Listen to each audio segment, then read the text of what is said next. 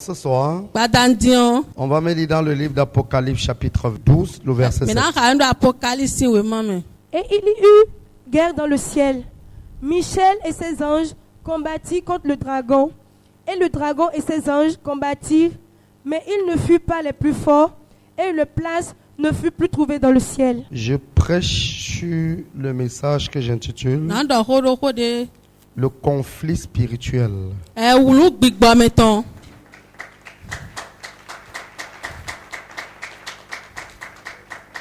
Alors, le passage que nous venons de lire tout à l'heure, ce sont des événements qui vont se passer au ciel. Est-ce que je parle à quelqu'un? Parce que là, c'est une vision que le Seigneur a fait voir à l'apôtre Jean lorsqu'il était en prison dans l'île de Palmos. Alléluia. Amen. Alors, le Seigneur l'a fait voir cette vision. Le Seigneur a montré à Jean qu'il y aura guerre dans le ciel. Le diable va se lever encore une seconde fois contre le trône de Dieu. Et lorsqu'il va se lever contre le trône de Dieu, dans le but de renverser Dieu de son trône, parce que je rappelle que le diable n'a jamais abandonné son projet de vouloir renverser Dieu, comme il avait fait dès le commencement. Parce que vous devez savoir que c'est parce que le diable avait essayé de renverser Dieu qu'il a été chassé du ciel. Est-ce que je parle à quelqu'un? Comme il avait été chassé du ciel, il n'a jamais abandonné le projet. C'est pour ça qu'après, dans le futur, il ira encore mener cette bataille. Est-ce que je parle à quelqu'un? Le diable, la guerre n'est pas terminée. En réalité, la guerre n'est pas terminée. Dans le futur, il y aura guerre dans le ciel.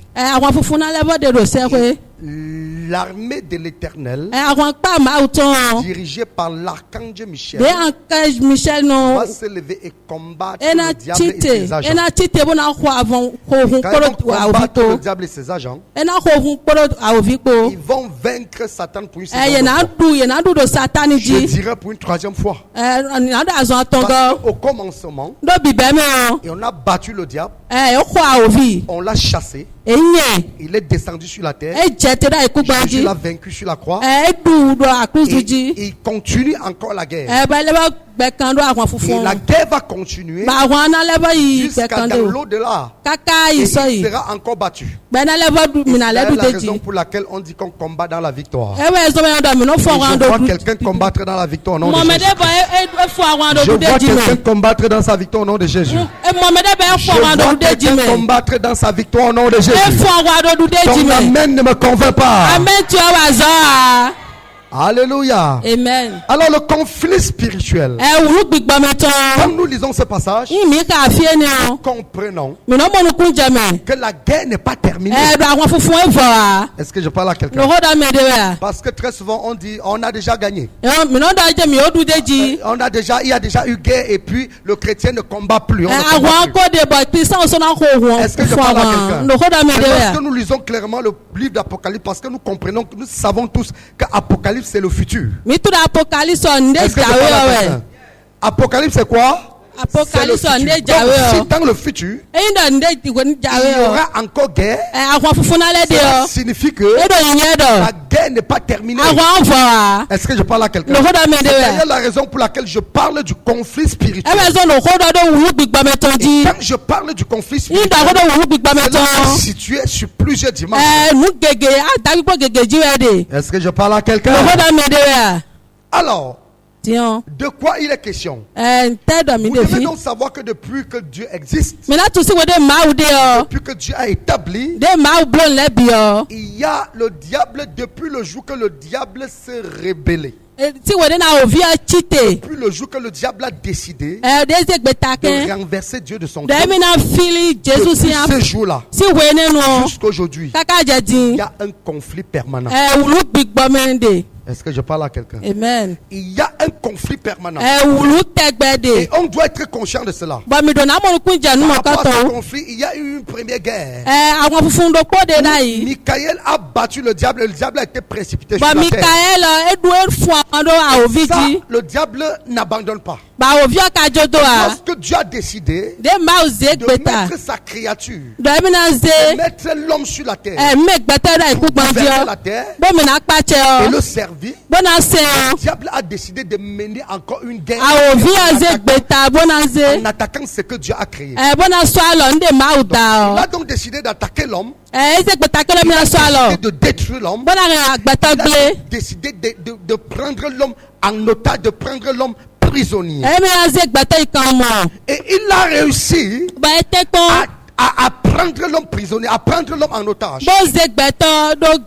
À cause du fait que l'homme n'a pas obéi l'homme n'a pas obéi l'instruction que Dieu lui a donnée. Il n'a pas obéi à l'instruction que Dieu lui a donnée. Il a donné, en fait, la désobéissance a donné le pouvoir à Satan de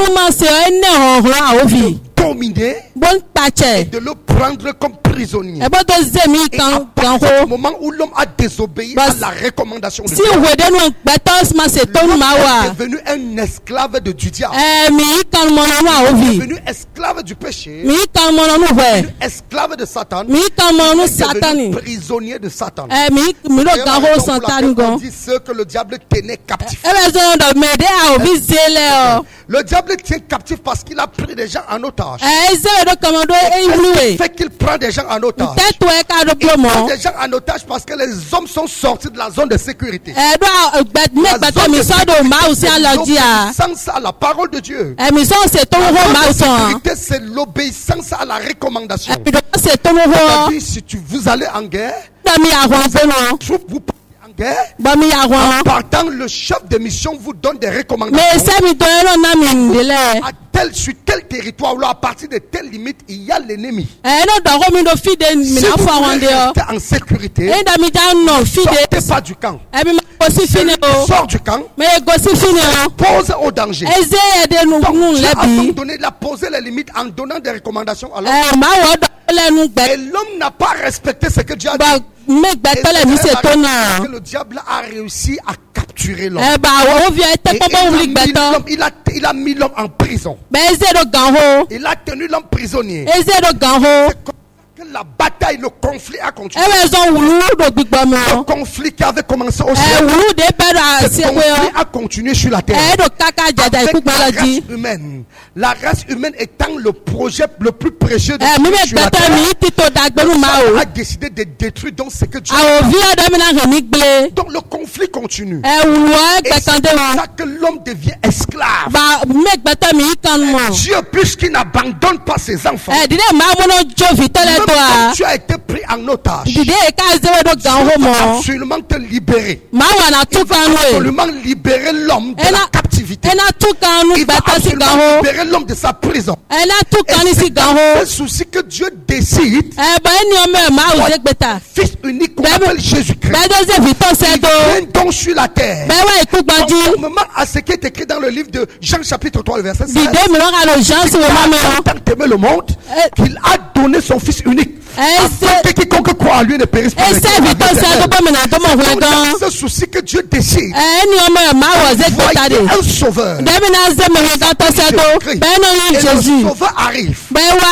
Donne donc la possibilité.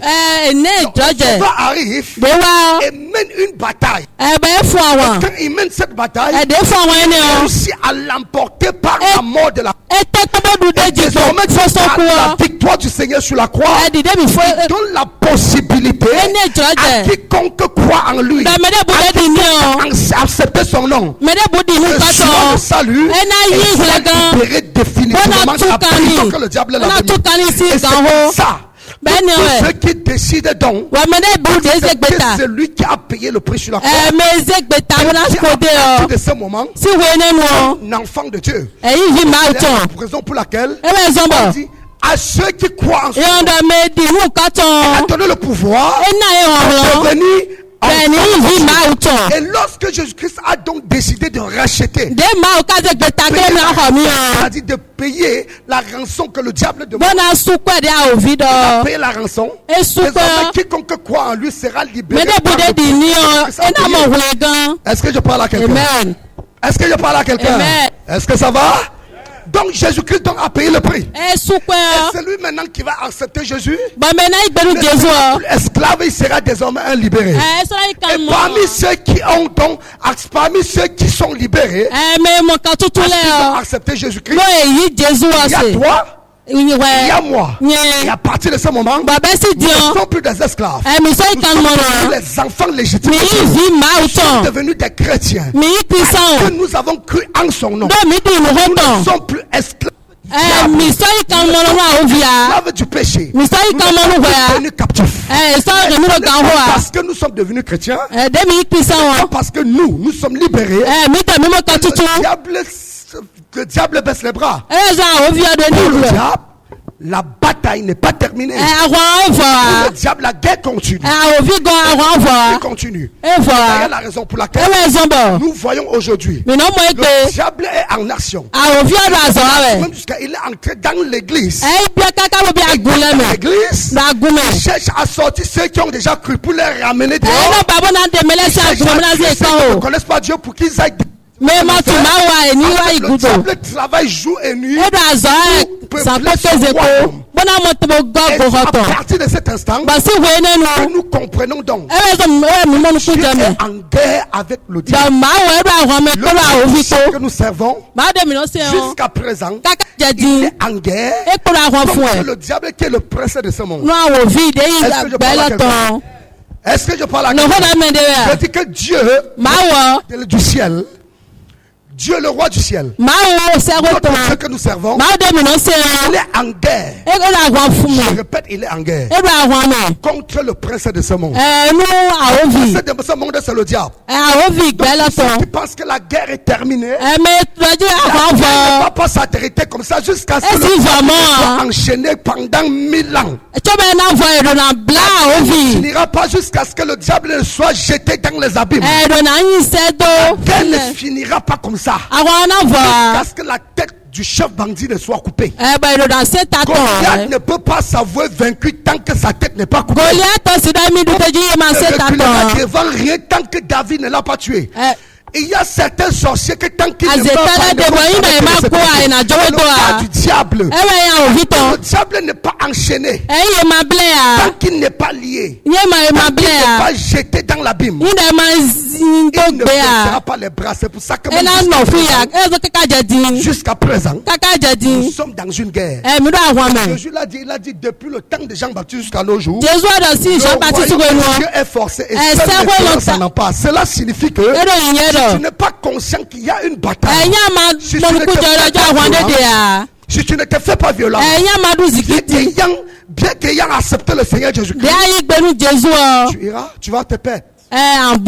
Tu iras en enfer. C'est quoi la guerre? C'est quoi la bataille que le diable mène? Aujourd'hui, le diable travaille jour et nuit. Que ceux qui ne sont pas encore chrétiens n'acceptent jamais le Seigneur. Qu'ils vont mourir et que le jour du jugement viendra. Ceux-là avec lui vers dans les enfers. Il a même augmenté de dimension. Il a augmenté de grade. Il est plutôt parce qu'il sait que ceux qui n'ont pas cru sont déjà acquis. Il a augmenté de grade. Et aujourd'hui, il travaille plus pour convertir les chrétiens dans son royaume. Il fait sortir les chrétiens de la bergerie. Le diable travaille plus pour que le chrétien rétrograde afin d'entrer dans sa bergerie. Le diable travaille plus pour que toi qui es devenu chrétien. Le diable travaille plus pour que toi qui es chrétien aujourd'hui. Le matin tu dis je ne peux pas appeler à l'église. Je ne peux pas entrer dans le monde. Le diable travaille plus aujourd'hui pour que Le diable a mis des mécanismes sur pied. Il a mis des méthodes sur pied. Ces méthodes qui vont faire que ceux qui sont déjà en Christ vont quitter Christ. Le diable sera en train de développer la stratégie. Il sera en train de développer la stratégie pour peupler davantage son roi. Figurez-vous, il ne le fait pas seul. Il travaille avec des agents. Il travaille avec des hommes, avec des esprits. Il travaille avec tous ceux qui n'appartiennent pas à Dieu. Est-ce que je parle à quelqu'un? Comme Dieu a sacrifié ce qui était plus cher, à savoir Jésus-Christ. Dieu ne baisse pas les bras. Dieu veut que tous parviennent à sa connaissance et soient sauvés. Dieu veut que tout le monde soit sauvé. Que ceux qui ne le connaissent pas encore viennent à lui. Que tous ceux que le diable tient encore quand à sa connaissance afin de sortir de cette prison. Pour cela, Dieu a mis des stratégies, des mécanismes sur pied pour que ceux qui sont encore dans le monde sortent du monde. Est-ce que je parle à quelqu'un? Est-ce que je parle à quelqu'un? Je parlais d'un conflit spirituel. Il y a un véritable conflit et le diable. Nous devons comprendre. Ce n'est pas Dieu lui-même qui mène cette bataille. Mener cette bataille. C'est lui qui doit gérer ce conflit. Le chrétien. Ce n'est pas Dieu. En aucun moment Dieu n'a combattu. Dieu lui-même est descendu. Chaque fois qu'il y a eu guerre, Dieu a toujours envoyé quelqu'un. Le diable s'est rebellé la première fois. Michaël est parti combattre. Quand le diable s'est levé contre la race humaine, le diable veut en fait détruire l'humanité. Il veut ramener la majorité des personnes dans son royaume. C'est la responsabilité du chrétien de se lever et à défendre les intérêts de Dieu. En réalité, c'est pour ça que Dieu t'a sauvé. Quand que Dieu ne descendra pas du ciel pour aller sauver quelqu'un, pas toi pour aller sauver quelqu'un. Conflit. Toi, tu es concerné. Je suis concerné. Voilà une bataille. Parce que nous sommes là pour défendre les intérêts du royaume. Nous sommes là pour défendre les intérêts de Dieu. Si toi concerné par ce conflit, si toi tu es concerné par cette bataille, si tu ne fais rien, le diable va dominer, il va remporter. Si tu ne fais rien, le diable va fragiliser le corps de Christ. Le diable va vider le royaume de Dieu et peupler son royaume avec. Je veux te dire, pour que quelqu'un soit sauvé, il faut que le chrétien prêche l'évangile. Le païen accepte Dieu. C'est lui qui est déjà chrétien aille vers lui pour prêcher l'évangile à celui-là. La responsabilité d'aller arracher les gens dans le monde pour les amener. Est-ce que je parle à quelqu'un? C'est ta responsabilité d'aller dans le monde, arracher les âmes, dans la bergerie. Dans ce conflit. Tant que tu ne te lèves pas, tant que tu ne parles pas en guerre, tu ne vas pas évangéliser, tu ne parles pas, tu ne mènes pas les actions. Moi très bien, les âmes ne croiront pas. Est-ce que je parle à quelqu'un? Est-ce que je parle à quelqu'un? Dit dans le livre de Romains 10, comment ils vont invoquer celui en qui ils n'ont pas entendu. Comment les non-croyants vont invoquer Dieu? Et comment ils vont invoquer Dieu? Ils n'ont pas entendu parler. Comment ils vont parler d'un Dieu si personne n'est allé vers eux. Comment ils vont invoquer Dieu dont ils n'ont pas entendu parler? Et comment ils vont entendre parler de Dieu si personne n'est allé vers eux? Ça signifie que est engagé dans cette bataille. Aller vers ceux-là qui tient encore captif, arracher les mains du diable. Le diable risque de dominer l'église. Le diable risque de dominer la bataille. Le diable risque d'amener avec lui plus un grand nombre de personnes. Les chrétiens qui n'évangélisent pas,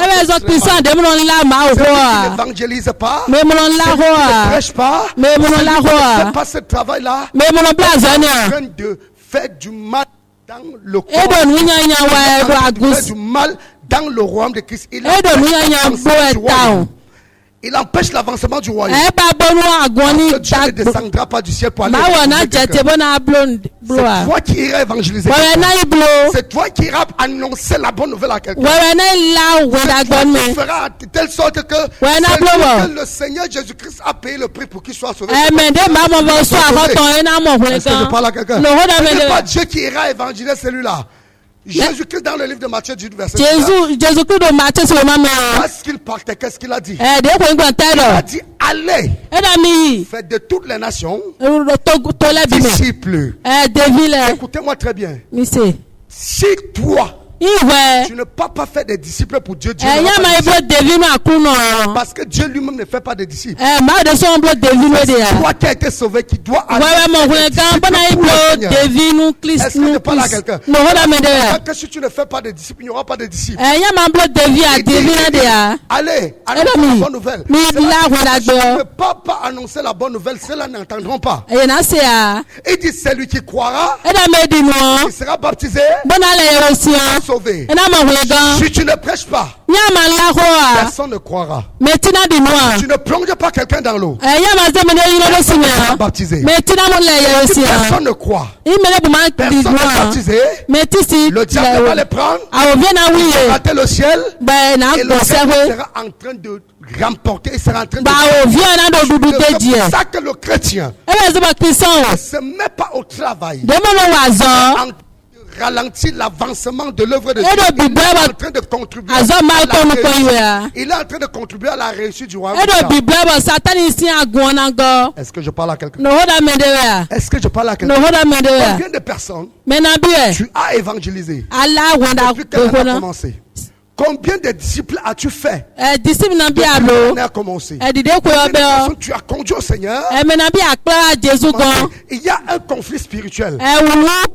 C'est un conflit d'intérêt. Il y a l'intérêt du royaume et l'intérêt du royaume du diable. Et tu dois défendre les intérêts du royaume. C'est moi. C'est le chrétien. C'est pas Dieu qui défend ses intérêts. C'est qui défend les intérêts de Dieu sur la terre. De la même façon, les sorciers, les francs-maçons sont en train de recruter. Ils défendent les intérêts du diable dans le monde. Toi, tu dois t'élever pour défendre les intérêts. Est-ce que je parle à quelqu'un? Il y a conflit. La guerre va continuer. Si tu ne fais rien, s'asseoir, le sera en train de détruire du terrain. C'est la raison pour laquelle tout enfant de Dieu, aussi petit que tu sois, tu dois te lever et aller évangéliser. Évangéliser ton entourage. Tu dois évangéliser là où tu travailles. Tu dois aller évangéliser. Tout ce qui est à ton pouvoir, amener les gens.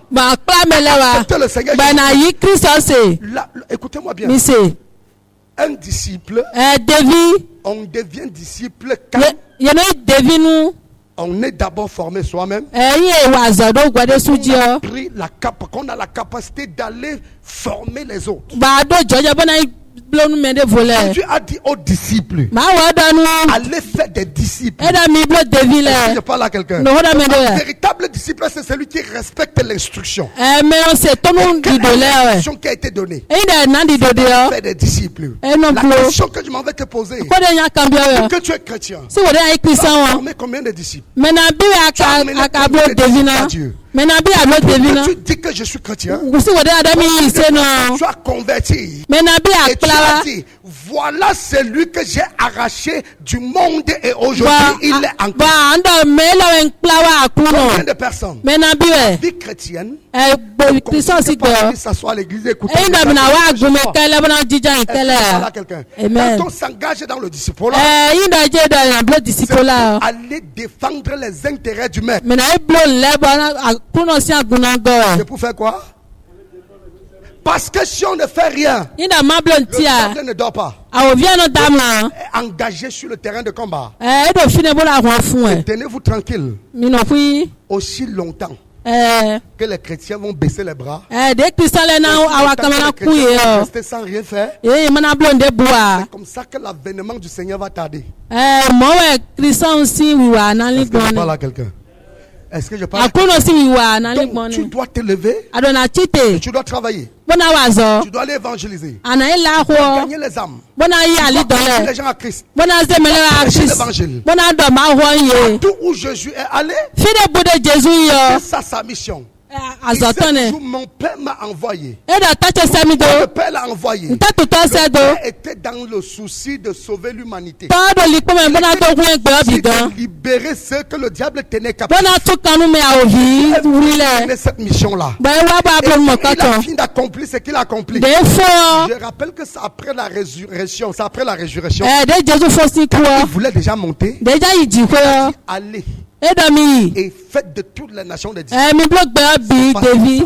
Que tout ne s'arrête pas à son niveau. Il savait que tout ne s'arrête pas à son niveau. Ce n'est pas parce que Christ il a ressuscité, il a remporté, il a pris les clés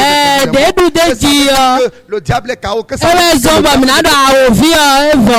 le diable continue le travail. Si le diable continue le travail, nous devons continuer le travail. Si nous ne continuons pas le travail, le diable va prendre le monde. Et si le diable prend, il a déjà tué combien de personnes? Est-ce que vous savez que toute personne qui meurt sans écouter l'évangile, là incombe de la responsabilité des chrétiens. Si quelqu'un meurt dans ta famille sans écouter l'évangile, tu es responsable. Je répète. Si tu es chrétien dans ta famille, les gens meurent autour de toi, meurent dans ta famille. Écoutez l'évangile. Tu es responsable. Pourquoi? Parce que la Bible dit, crois au Seigneur Jésus que tu seras sauvé, toi et toute ta famille.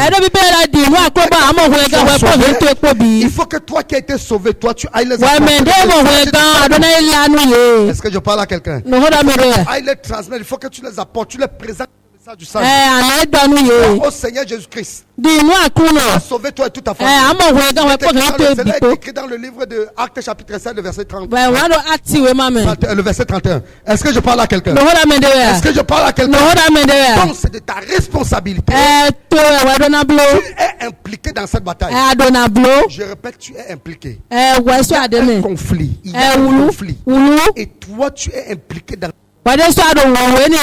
ta pensée. Ta façon de penser va contribuer à l'avancement du royaume.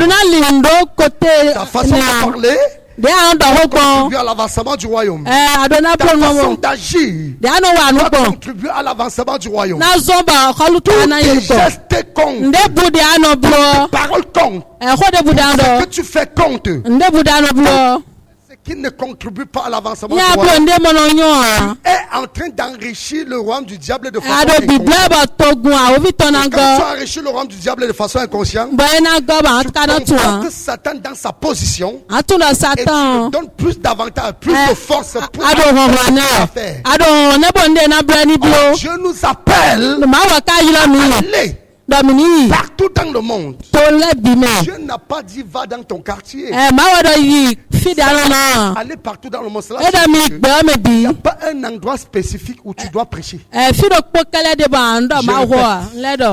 Partout où tu te trouves, tu dois prêcher l'évangile. Tu te retrouves au village, tu dois prêcher l'évangile. Tu te retrouves à l'école, tu dois prêcher l'évangile. Tu te retrouves au marché, tu dois prêcher l'évangile. Tu te retrouves à l'hôpital, tu dois prêcher l'évangile. Tu te retrouves en prison, tu dois prêcher l'évangile. Si tu te retrouves, tu ne prêches pas l'évangile, c'est la mort. C'est le seul endroit. Parce que là, tu ne vis plus. Si son mot n'ont pas droit à l'évangile. Donc, partout où tu te trouves, tu dois prêcher l'évangile. En principe, tu ne dois pas passer sans que tu ne prêches la bonne nouvelle à quelqu'un.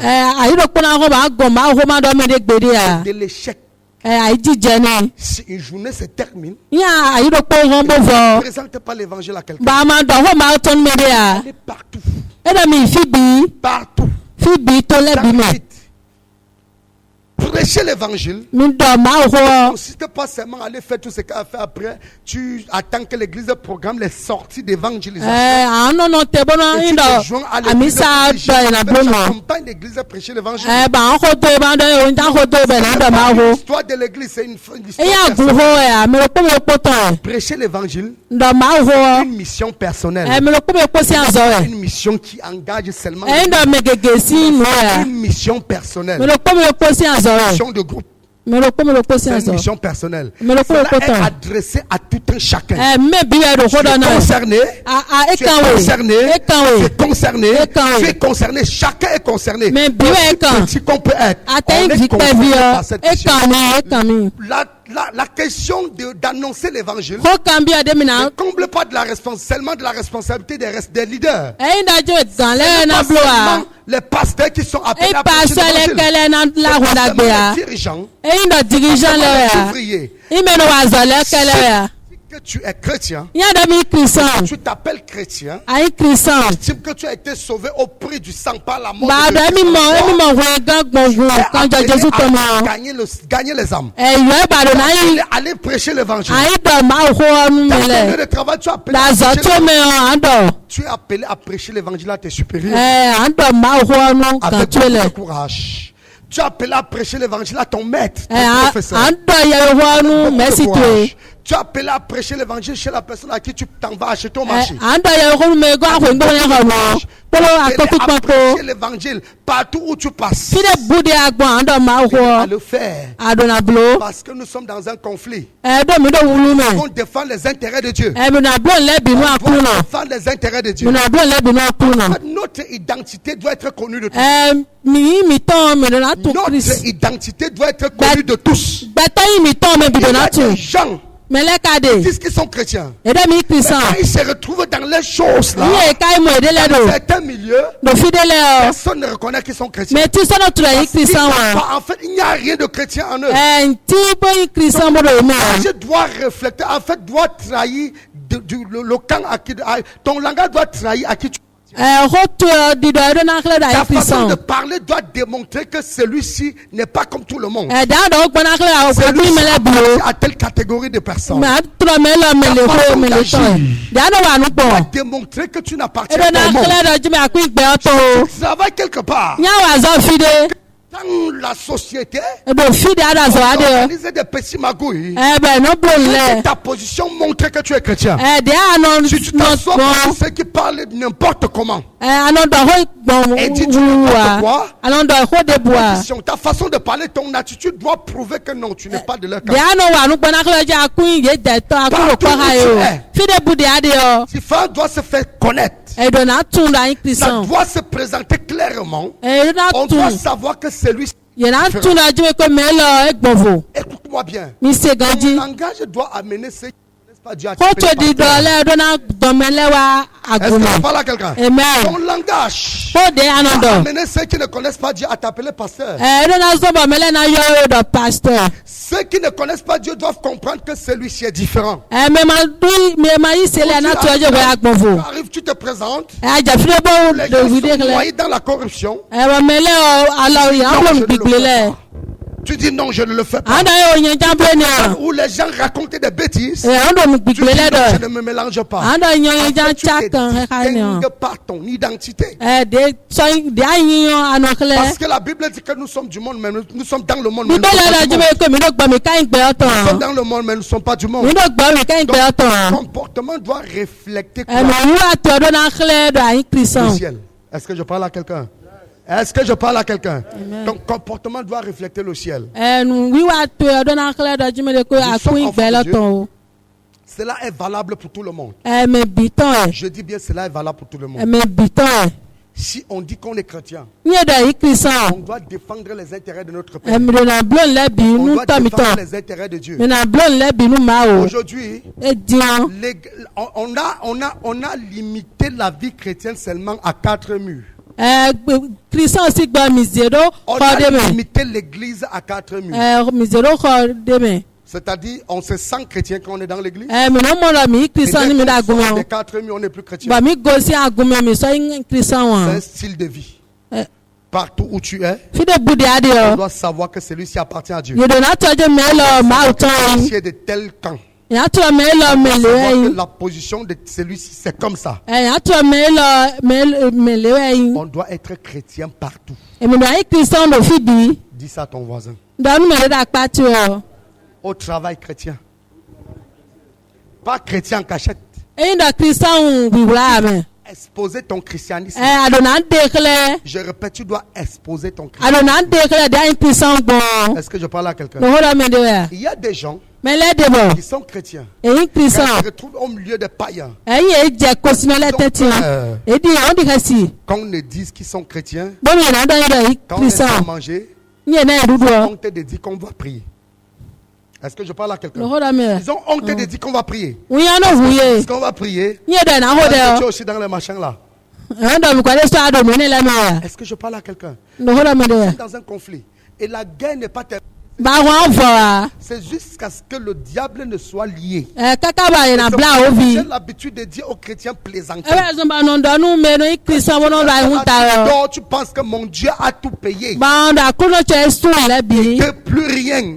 Le diable ne peut rien contre toi. Tu vas te retrouver dans le village de si je savais. Si tu dors, tu dis mon Dieu a tout payé. Je n'ai plus besoin de Dieu a déjà tout fait. Tu vas te retrouver dans le village de si je savais. Sans te préparer. Tu vas comprendre. On peut manger un chrétien. Écoutez-moi très bien. Qui t'a dit? Parce que tu vis dans la sanctification, tu es qualifié pour entrer au ciel.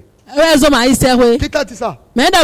Il y a des principes. Ce n'est pas parce que tu vis dans la sanctification que ton salut est qualifié. Que la sanctification n'est qu'une petite partie. Une petite partie de ce qu'il faut faire pour entrer dans le ciel. Je répète. La vie de sainteté, qu'une petite partie de ce qu'il faut faire pour entrer dans le ciel. Il ne suffit pas seulement de vivre la sainteté pour aller au ciel. Si c'était le cas, la Bible dit qu'il y avait 10 vierges folles. 10 vierges. Quand on dit vierge, ça veut dire des personnes qui vivent dans la sainteté. 10 vierges. Il y avait parmi les 10 vierges, il y avait 5 sages et 5 folles. Les 5 vierges folles étaient des vierges. C'est-à-dire, ce sont les 5 là vivaient dans la sanctification comme les 5 autres. C'est une petite partie. Il y a tellement de choses à faire. Lorsqu'on veut respecter la parole de Dieu, lorsqu'on veut vivre la vie chrétienne, on la vit sur tous les plans. On ne choisit pas un pan de la vie chrétienne et on s'accroche sur ça. On dit, si tu vis un pan et tu négliges l'autre pan, à cause de l'autre pan, tu iras en enfer. Si tu vis la vie chrétienne à 99%, les 1% vont t'envoyer en enfer. Est-ce que je parle à quelqu'un? Je répète.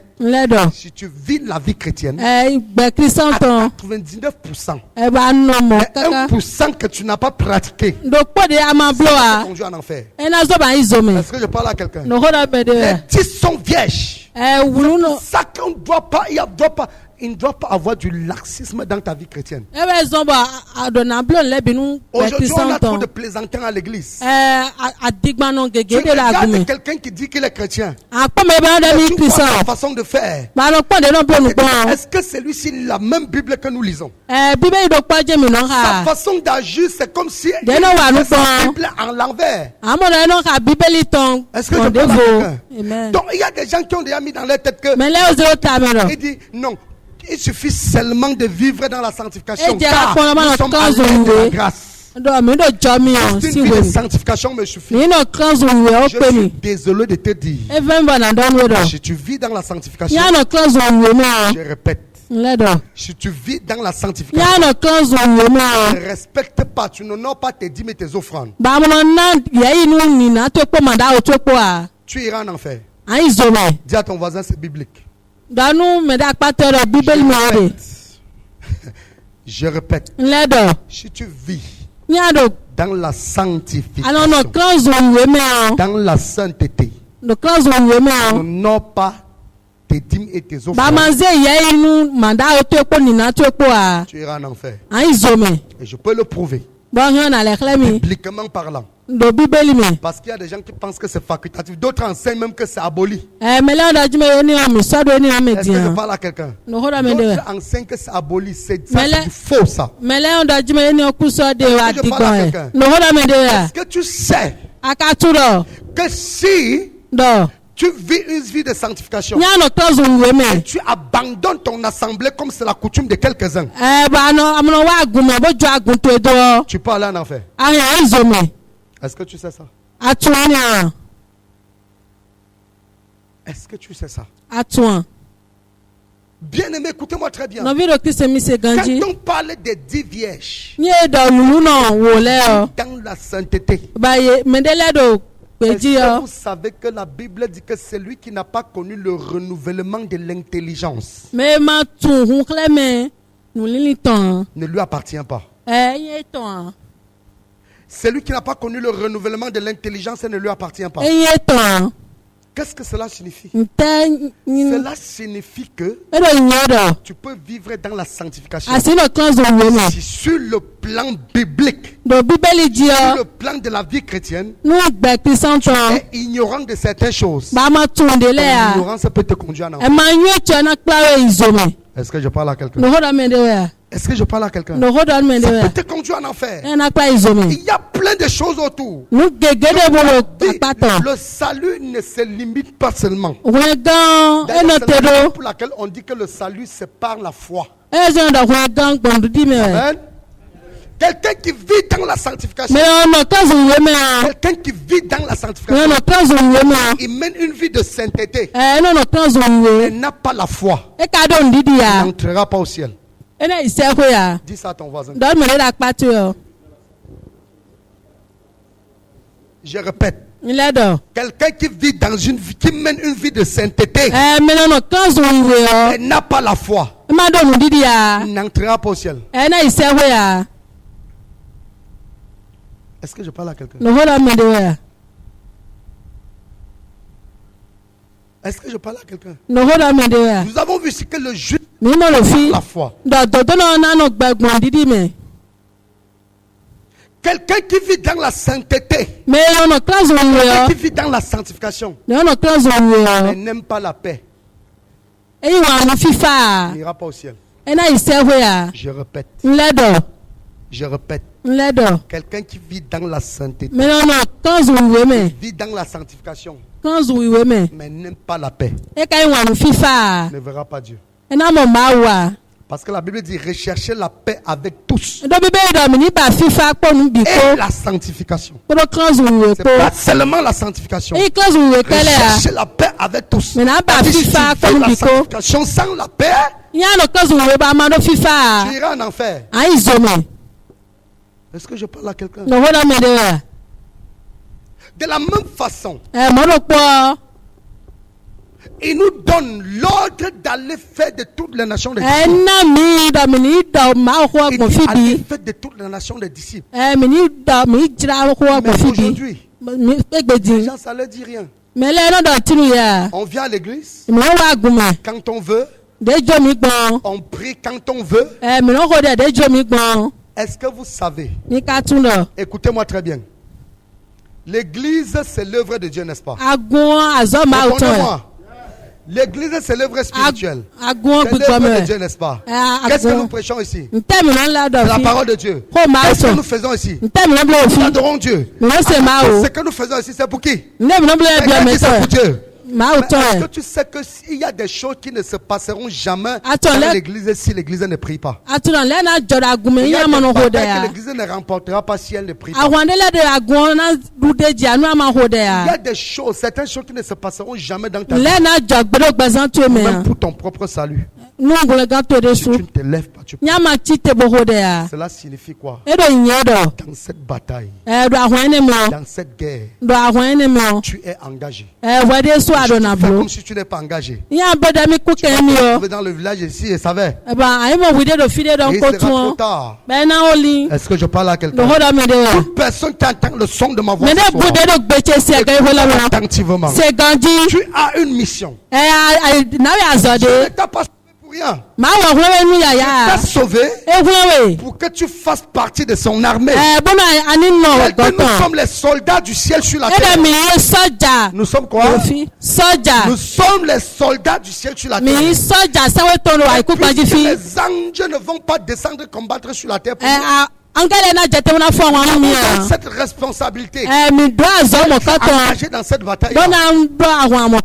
Écoutez-moi bien. Écoutez-moi bien. Même si un chef d'État a une grande armée avec des armes lourdes, est-ce que je parle à quelqu'un? S'il envoie sa troupe en guerre, les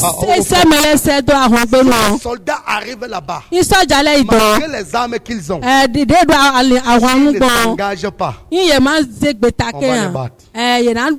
Malgré leur armement. Si la bombe atomique, la bombe nucléaire, ils battent se placer à la frontière. Si un soldat ne se lève pas pour activer ça, ça ne va jamais bombarder. Est-ce que je parle à quelqu'un? Amen. Dieu compte sur toi pour remporter cette bataille. Dieu compte sur toi pour vider le camp de l'ennemi. Pour que ceux qui sont les plus endurcis soient convertis. Demande à ton voisin. Depuis que tu es chrétien, tu as converti combien de personnes? Est-ce que si le Seigneur revient maintenant, les membres de ta famille seront sauvés? Peut-être qu'il y a trop de sorciers dans ta famille et tu as peur d'être bouffé par la sorcellerie. Demande à ton voisin, depuis que tu es chrétien, tu as converti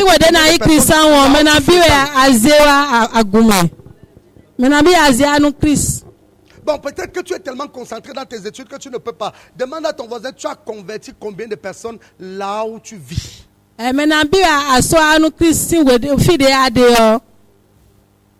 Tu as converti combien de personnes dans ton entourage? Cette année, tu as prêché l'évangile à combien de personnes? Tu as annoncé Christ à combien de personnes?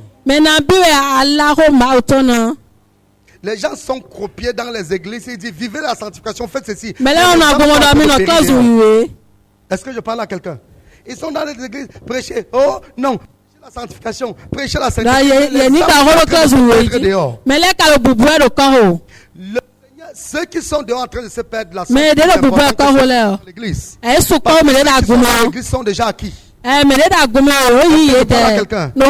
a des gens dehors. Christ veut que tu ailles les sauver. Il veut que tu ailles les prêcher l'évangile. Mais tous les dimanches tu viens à l'église. Oh, vivons dans la sanctification. Vivons dans la sainteté. Les gens périssent dehors. Combien de fois tu es allé annoncer l'évangile? Jésus a combien de personnes autour de toi? Tu as converti combien de personnes? Est-ce que tu te contentes seulement de faire l'activité? Nous sommes engagés dans ce conflit. Normalement, un chrétien qui n'a rien fait doit convertir au moins une personne par jour. Bon, si tu ne parviens pas à convertir, au moins tu annonces l'évangile au moins une personne par jour. Au moins une personne. Mais quand on parle de cela, on sur le dos du canard. Il y a ce qu'on appelle le chrétien accompli. Respecter les principes basiques de la vie chrétienne. Tu dois respecter les principes. Écoutez-moi bien. Pourquoi Jésus-Christ avait choisi les 12 avec lui?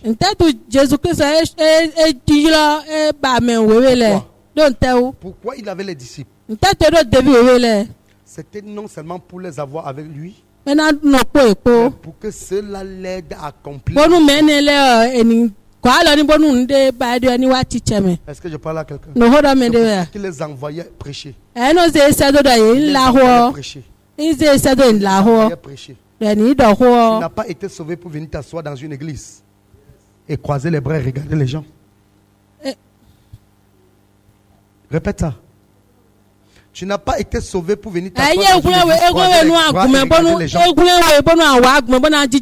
Bon, sauf que tu n'es pas encore sauvé. Demande à ton voisin. Est-ce que tu es sauvé? Il t'a dit quoi? Il va te dire oui, je suis sauvé. Mais regarde son caractère, regarde sa vie, regarde sa façon de faire. Est-ce que tu es sauvé?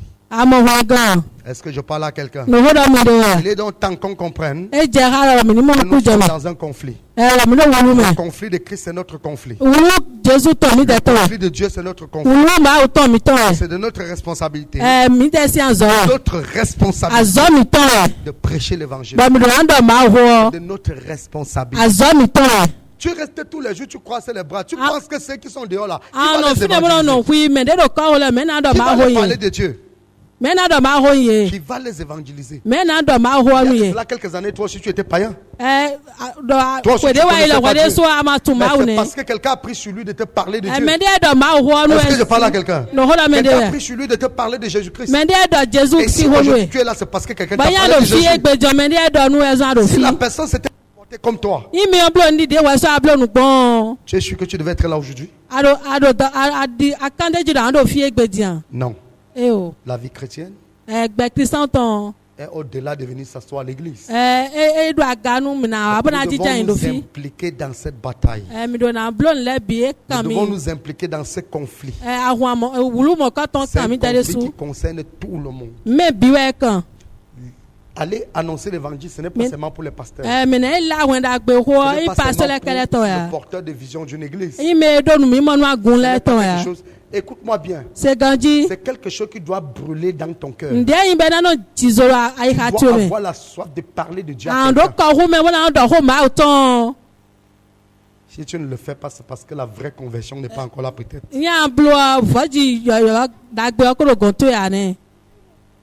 Alléluia. Amen. Il y a tous ces derniers temps-ci, je suis harcelé par une loge française. Alléluia. Amen. Les gens là changent de numéro tous les jours pour m'écrire. Est-ce que vous comprenez? Ils changent de numéro tous les jours pour m'écrire. J'ai dit, regardez comment le diable évangélise. Ils sont en train d'évangéliser. Ils développent des stratégies. Ils me font beaucoup de promesses. Est-ce que vous entendez ça? Donc le diable a dépassé la dimension où on était les petits fidèles qu'on va convertir. Maintenant les bishops. Est-ce que je parle à quelqu'un? J'ai dit bien, il faut maintenant. La conquête du diable, c'est de convertir les apôtres. Est-ce que je parle à quelqu'un? Les gars, ils marcellent, je bloque. Ils envoient des femmes devant. Ils commencent. Tu vois que ce sont des sectes. On l'appelle comme ça, des louches qui sont en train de naître. Est-ce que je parle à quelqu'un? Et toi, qu'est-ce que tu attends? Si le diable a le courage d'aller évangéliser un apôtre, s'il a le courage d'aller évangéliser un apôtre, tu as le franc-maçon de ton quartier. Tu as peur. Tu attends quoi pour évangéliser le Renault de ton quartier? Tu as peur. Il faut dire la vérité, dis tu as peur. Est-ce que je parle à quelqu'un? Tu attends quoi pour évangéliser les Jésus-Chrétiens?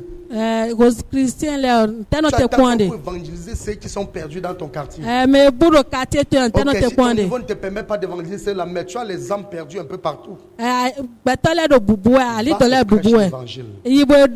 que l'Église s'engage dans cette bataille. Que l'Église s'engage dans ce conflit. Parce que c'est nous qui devons donner la victoire. Est-ce que je parle à quelqu'un?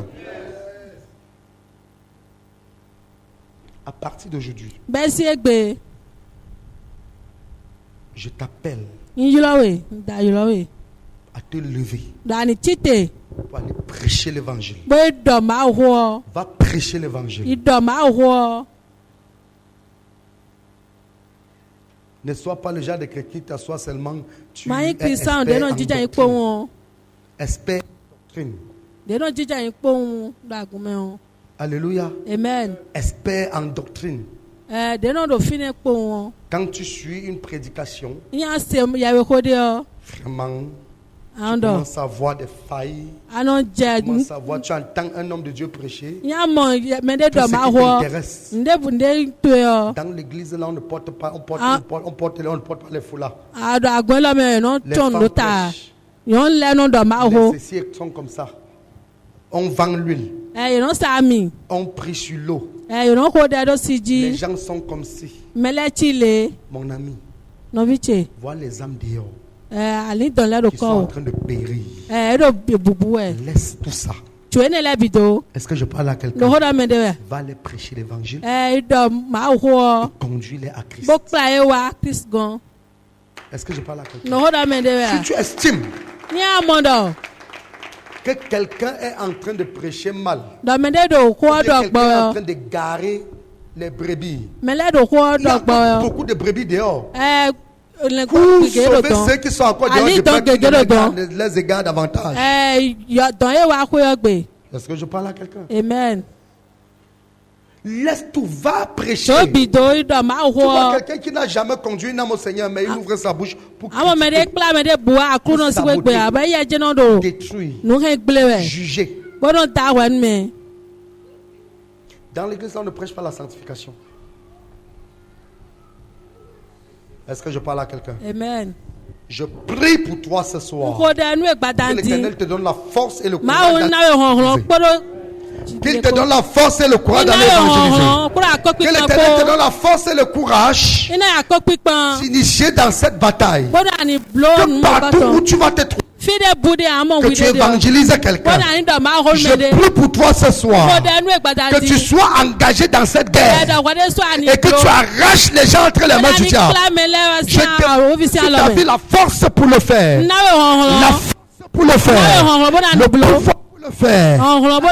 C'est de le faire. Au nom puissant de Jésus-Christ, je prie que le Dieu du ciel t'aide à accomplir cela. Au nom précieux de Jésus-Christ. Et comme l'Éternel a gagné, que tu gagnes dans tout ce que tu feras. Que tu vas aller évangéliser. Que tu gagnes quand tu vas aller évangéliser. Que tu remportes cette bataille. Au nom puissant de Jésus-Christ. Je prie pour toi ce soir que le Dieu du ciel se manifeste dans ta vie afin que tu puisses comprendre que toi aussi tu dois être engagé dans cette bataille. Au nom précieux de Jésus-Christ.